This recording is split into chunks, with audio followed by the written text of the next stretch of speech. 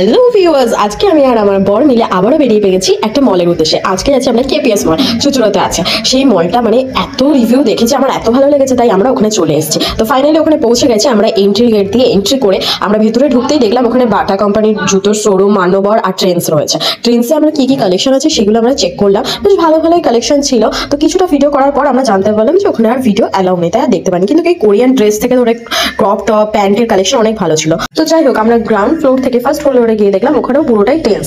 তো তারপরে আমরা সেকেন্ড ফ্লোরে যেতে গিয়ে শুনলাম সেকেন্ড ফ্লোরে আর কিছু নেই। থার্ড ফ্লোরে গিয়ে দেখলাম সেলুন আর বডি মাসাজের সমস্ত কিছু ছিল।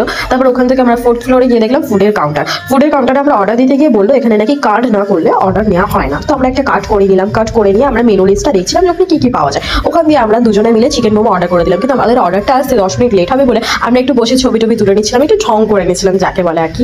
তারপরে এখানে কার্টুন দেখে তো আমি তো পুরো আবার, আমার এই টম এন্ড জেরি কার্টুনটা খুব ভালো লাগে, বাচ্চাদের জন্য এই কার্টুনটা চালিয়ে রেখেছিলাম। এখানে চারিদিকে ছোট ছোট স্টল করে নানা রকমের খাবার পাওয়া যাচ্ছিল, কোথাও চাউমিন, কোথাও ফুচকা, কোথাও রসগোল্লা, কোথাও কফি। তারপরে কথা বলতে বলতে আমাদের অর্ডারটাও চলে এলো। তারপর আমার বর গিয়ে অর্ডারটা কালেক্ট করে নিল।